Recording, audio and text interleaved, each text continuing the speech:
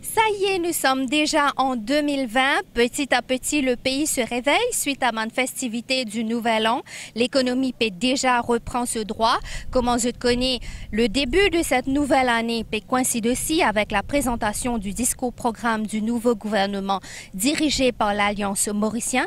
Alors, qui ban défi qui peut attendre nous sur le plan économique, social et infrastructurel? On fait le point avec l'économiste Eric Ning.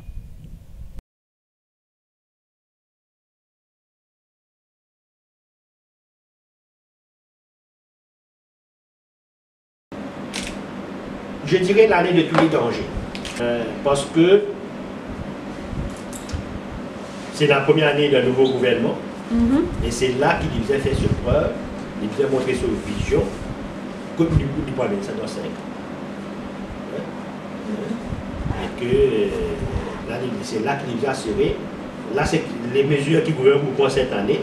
C'est ça qui vous connaît, que nous projetons nous, pour l'économie dans les 5 prochaines années.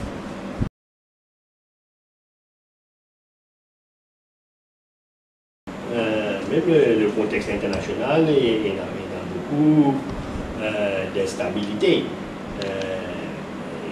À commencer, c'est ce qui nous concerne en premier lieu, donc les tensions entre les États-Unis et l'Iran, qui ont un impact certain sur le prix du pétrole. Je ne sais pas qu'on est jusqu'à quoi ça peut déboucher, mais c'est sûr, si demain il y a une guerre entre les États-Unis et l'Iran, le prix du pétrole flambé. Dans lequel cas, ça peut nous ressortir directement à Maurice et au carrière à cause de prix du carburant. Et ça c'est un. Toujours au niveau international, deuxième facteur, c'est un petit peu partout c'est une tension protectionniste dans le monde, entre les États-Unis et la Chine d'une part, les États-Unis et l'Europe d'une part. D'ailleurs, l'Organisation mondiale du commerce le envisage manière l'OMC. Et donc, ça aussi, il doit affecter un peu la croissance mondiale. Et maintenant, dans ce troisième encore qui concerne directement, c'est le Brexit, et évidemment, le Brexit, pas parce qu'il nous bat l'échange commerciaux pour en péril, pas parce qu'il n'est pas capable de continuer à exporter vers la Grande-Bretagne. Au contraire, nous déjà, il est d'accord avec la Grande-Bretagne et Maurice qui protège nous bat l'échange commerciaux, Brexit ou pas. Mais est-ce que demain, avec le Brexit, si jamais la livre sterling est dépréciée par rapport à la roupie, et là, les destinations touristiques est quand même plus cher, est quand même moins compétitif, et même pour l'exportation textile en Grande-Bretagne, les villes bien compétitives. Mais pour l'instant, nous trouvons la livre sterling bon, autour de 48 roupies, donc on a un trop grand là-dessus. Et évidemment, nous, au niveau local, nous trouvons que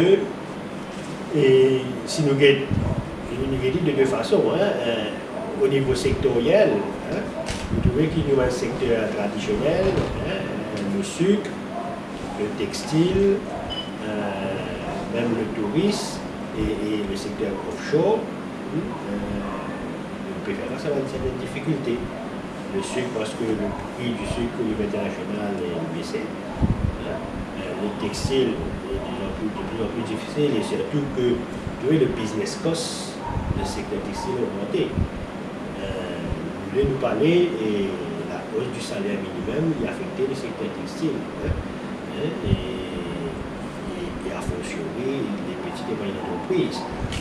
Le tourisme n'a pas eu croissance l'année dernière.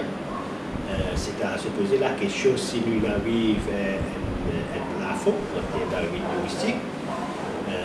Est-ce que le plafond est de 1,5 million ou bien nous avons l'ambition de 3 millions à 2 millions, mais pour cela,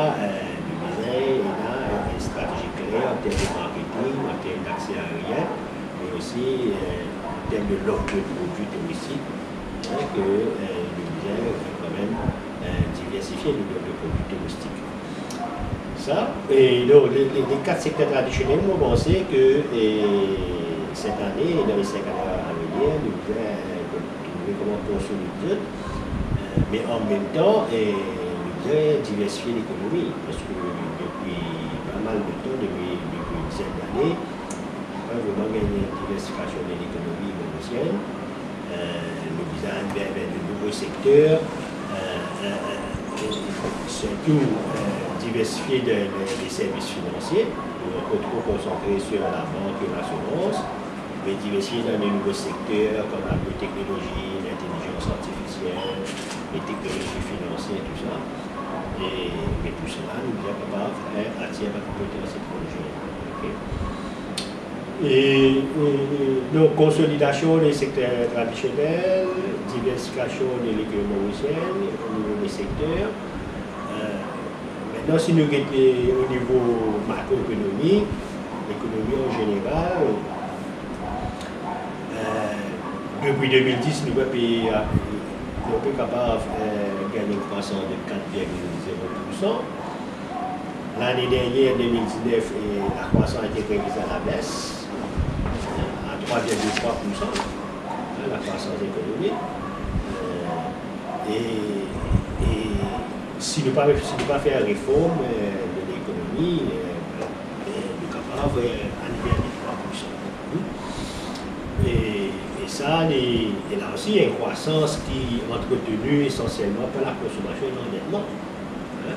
Et c'est ça la stratégie des 5 dernières années. Et parce que l'exportation, l'investissement privé n'est pas vraiment stimuler la croissance. Et non, c'est pas une croissance saine, une croissance obtenue par la consommation et l'endettement. Vous voyez que l'endettement public est bien augmenté, plus de 330 millions de roupies, et qui représente 65% du PIB. Même l'endettement des ménages est énorme, tout comme l'endettement des entreprises. C'est une stratégie qui est soutenable. Et nous faisons une croissance, nous faisons rééquilibrer la croissance vers l'exportation et l'investissement privé. Côté le chômage, le chômage, oui, le chômage il baisse à moins que 7%, mais c'est grâce à un emploi public. Ce n'est pas un emploi privé. Au contraire, l'emploi dans les PME est baissé. Mais c'est simplement l'emploi public qui favorise une baisse du taux de chômage, mais ça aussi, l'emploi public, les actions de percussion de l'endettement. Et le plus important, c'est comment créer l'emploi pour les jeunes et les femmes. L'emploi des jeunes le taux de chômage des jeunes reste autour de 25%, c'est-à-dire 16 ans à 24 ans. Le taux de chômage féminin reste à 2 chiffres, autour de 11%. Et ça, c'est un challenge parce que comment créer des emplois pour les jeunes sans expérience, sans qualification, c'est tout un contexte de salaire humain. Maintenant, le chômage, dette publique, déficit budgétaire, et évidemment l'accroissement du déficit commercial, le fait que l'importation peut continuer à augmenter plus vite que l'exportation. Et parce que l'exportation, on a pas mal de défis extérieurs pour essayer de conquérir l'interne. Voilà, et puis en gros, ça, la situation, bon, l'inflation, oui, officiellement, on dit l'inflation est très bas, 1%, mais avec la perspective de dépréciation de la roupie, certainement, cette année, il y a un rebond de l'inflation, c'est sûr.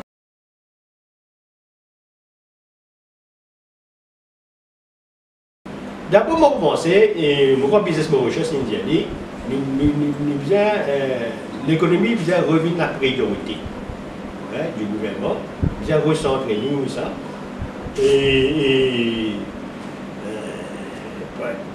parce que, bon, nous avons l'impression, depuis quelques années, que, bon, le gouvernement prend beaucoup de mesures,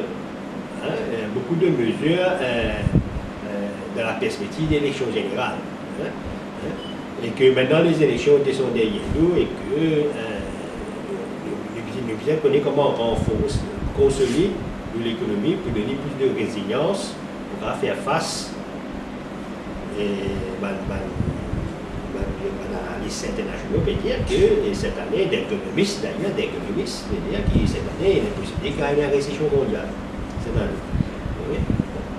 et donc, nous ne pas une mesure qui vraiment encourage, qui vraiment encourage faire des affaires à Maurice. Parce qu'il devient de plus en plus difficile de faire des affaires à Maurice. Les coûts du business peuvent augmenter. Et bon, il y a un Workers' Rights Act qui quand même rend plus difficile le recrutement des gens.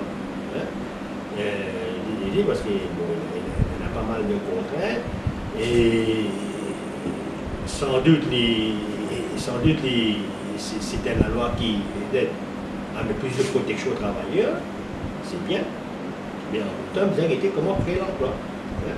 Et ça, on voit bon, maintenant le salaire minimum et est-ce que ma petite entreprise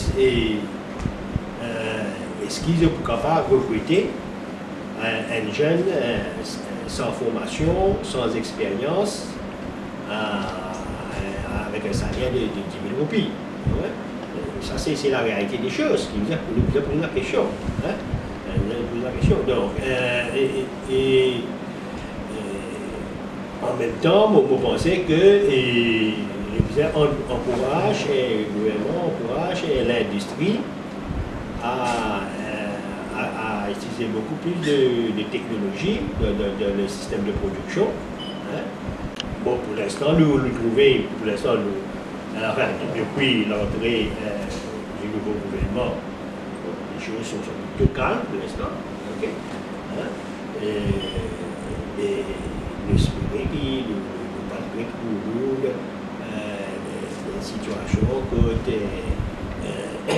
y a beaucoup d'instabilité au niveau de ma institution. Laisse-nous ma institution travailler.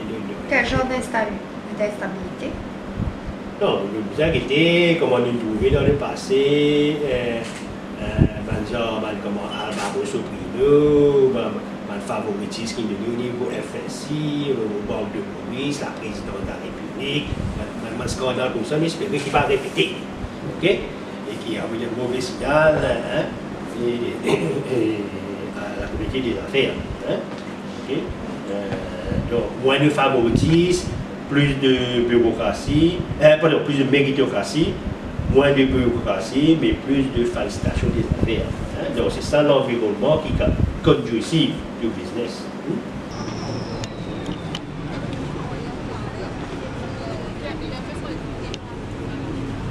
Bon, le plan social, d'abord, nous bien faire une distinction entre même problèmes sociaux et même problèmes sociétaux. Okay? Bon, on a même problème sociétaux, comme on est trouvé là, depuis quelques semaines, tous les semaines, il y a un crime à gauche, à droite. Bon, c'est le même problème sociétal. Et ça, bon, c'est nos ONG, nos organisations socioculturelles, est-ce qu'ils jouent un rôle comme bizarre, pour quand même, pour qui, Mandimoun, et un comportement quand même, un bon comportement en société, dans une famille, dans une société. Bon, ça c'est un peu le rôle de la société civile, de s'organiser. Et nous, un pays tout le monde a beaucoup de fêtes religieuses, mais en même temps, dans un pays aussi, il y a beaucoup de violence.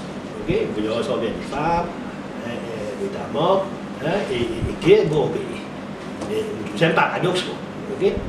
Est-ce qu'il nous manque leaders culturels, religieux, sociaux, pays de droit, moi je disais, c'est un problème sociétal. Okay? Maintenant, évidemment, la crise sociale est toujours un résultat d'un malaise économique aussi. Un malaise économique parce que la peine a suffisamment d'emploi pour les jeunes et quand un jeune n'est pas dans l'emploi, il tombe dans la drogue, il tombe dans la menteuse, qui n'est pas bizarre. Okay? Et problème économique, si au pouvoir d'achat peut baisser, ça aussi, il est plus nerveux. Il est plus nerveux et s'il n'est pas capable de faire une vie correcte, décente, et c'est sûr que ça aussi, il tombe dans les fléaux sociaux. Donc, c'est sûr qu'il y a un lien. Il y a une corrélation entre les problèmes économiques, je dirais même un malaise économique dans la classe les plus pauvres et la crise sociale et le comportement des gens dans la société. C'était la façon qui dit vous-même conduire le deux, une façon de trouver, il va respecter le code de la route et les manques criants de discipline. Qui peut passer l'intersection au métro, et c'est impensable qu'il y ait un dimoun, quand vous trouvez le feu rouge, l'intersection au métro, il continue de foncer, il ne pas arrêter. C'est une mentalité, ça est révélateur, ça. Et le fait même qu'il n'ait pas respecté le code de la route. Okay? Et tout ça là, bon, et en même temps, la société, dans le problème économique, mais aussi dans la classe politique aussi, vous avez un exemple. Nous avons des leaders politiques, nous avons un exemple, l'intégrité, un comportement intègre, pour que ça reflète sur la société, et que les personnes devaient le suivre. Et si nous avons un politicien qui sert le pouvoir juste pour remplir du poste, pour caser une famille, tout cela dans un poste, si nous avons le népotisme, comme on dit, mais c'est sûr qu'il dit là aussi, il pour réfléchir pareil, ici il pour se goûter, ici il pour jouer avec le système, et finalement personne n'a respecté les règles du jeu. Donc, nous ne sommes pas dans un système d'un état de droit, mais si Dimouna n'est pas croire dans l'état de droit, qu'il n'est pas croire dans la méritocratie, finalement, le gouvernement là, il y a un problème pour le gouvernement. Et un gouvernement, il a tout à gagner quand il y a une population qui croit dans une valeur comme le travail, l'épargne, le respect des droits, et la discipline, la méritocratie, la rigueur au travail. Donc, il y a une population comme ça. Okay? Donc, un gouvernement, il y a une population qui croit dans ces valeurs-là. Mais si le gouvernement, c'est un leader, lui-même, il est le mauvais exemple, alors il est beaucoup plus difficile. C'est tout qui connaît ce gouvernement-là, il n'est élu pas seulement 37% de l'électorat. Et dans une situation difficile, si demain il y a une crise économique, si la situation économique devient difficile, la situation économique et sociale devient difficile, et un gouvernement qui n'est pas soutenu par la majorité de la population, il y a un problème pour gouverner. Et quelle est la solution? Parce que le gouvernement, il disait, il peut faire beaucoup pour la classe sur le social. Oui, mais bon, sans doute, il peut faire quelque chose pour essayer d'atténuer la crise, pour que la crise n'a pas explosé. Okay? Mais comme on dit, prevention is better than cure. Okay? Moi, je pensais que pour le meilleur moyen pour éviter une crise sociale, c'est que nous gagnons une économie prospère. Que pas de gens qui travaillent. Surtout, un jeune qui a un diplôme, qui a fait à l'université. Et ça, c'est le plus grand drame. Une famille qui fait sacrifice pour les enfants à apprendre à l'université et qui retrouve les autres sans emploi. Déjà, c'est un drame. Donc, pour qui permet de nous diplômer de travail, nous devons diversifier l'économie. Nous devons trouver un nouveau secteur.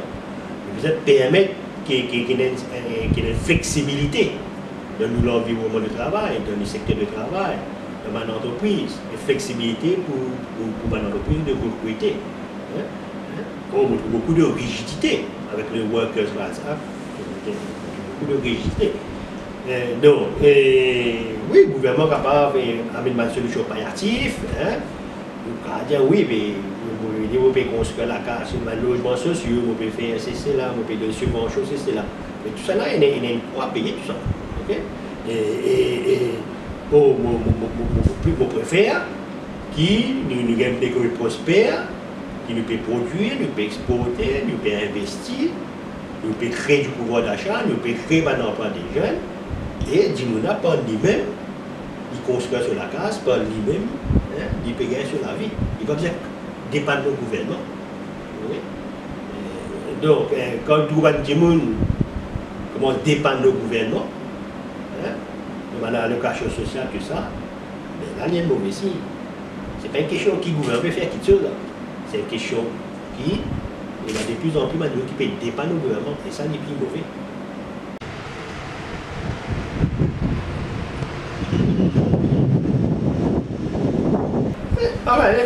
L'infrastructure, je pensais qu'il fait pas mal de choses, pas mal d'infrastructures, pas depuis 5 ans, mais même depuis 15 ans, depuis 2005. Pas oublier que le Road Decongestion Programme, il met en place à partir de 2008-2009. Okay? Et ça, il y a dans la voie normale des choses qui nous continuent de faire une nouvelle route et ils vont faire de nouveaux autoponts. Heureusement d'ailleurs, par exemple, si l'autopont qu'il préfère à Phoenix, ça fait depuis 15 ans qu'il est posé, il y a de nouvelles routes qui peuvent connecter, par exemple, Coromandel et l'autoroute. On peut faire maintenant une nouvelle route, un flic en flac, la vigie. C'est très bien. Et je pense que quel que soit le gouvernement, n'importe quoi, c'est dans la direction. Okay? Et évidemment, ça dépend sur le temps, parce que c'est un pays qui nous a développé au niveau infrastructure routière. Bon, maintenant, dans le métro, qui m'en met dans la réserve, le métro, sur sa rentabilité, parce que tout qui tourne, il y a un coût qui nous a financé. Okay? Mais au niveau infrastructure routière, vous pensez, ça se développe bien, mais seulement, nous avons pensé deux défis infrastructurels importants pour l'économie pour les 5 ans à venir, c'est sur la fourniture d'électricité, de capacité. De capacité en termes de fourniture d'électricité, c'est-à-dire que les métros les roulent avec l'électricité. Et donc, vous êtes capable de comment avec un pic, un pic période en termes d'électricité, et parce qu'une entreprise n'est pas qu'à déstabiliser dans sa production quand il a mal coupé le courant. Donc, une économie pour y croître, vraiment une capacité en termes de fourniture d'électricité, capacité en termes de fourniture d'eau, le fait qu'il n'y ait plus une cause pour 24C, et surtout dans le contexte que nous devons continuer à faire mal villa, à droite, mais pour bouffe de l'eau, villa, piscine, tout ça. Donc, ça c'est des défis. Autre défi infrastructurel, c'est là toujours l'éternelle question de la productivité dans le port. Ça aussi, c'est un facteur important dans une stratégie d'exportation. Le port, le besoin évidemment capable de faire un deal avec le transport dans le port avec plus d'efficacité et de rapidité. Même l'aéroport, aussi la capacité de l'aéroport est appelée à grandir, mais aussi des stratégies de politique d'accès aérien, si l'on veut trouver de nouveaux marchés porteurs, tant pour l'exportation des biens que pour les marchés touristiques. Et une île, c'est surtout en termes, nous sommes une île entourée de l'océan, forcément, le problème c'est la connexion. Connexion par l'aérien, connexion par le port, le bateau, et troisième connexion, c'est l'informatique, la connectivité, Internet. Vous pensez que si nous avons la vision, c'est que dans 5 ans, nous avons une wireless island, une île que tout le monde a un accès facile, je dis bien facile, au Wi-Fi dans toutes les régions du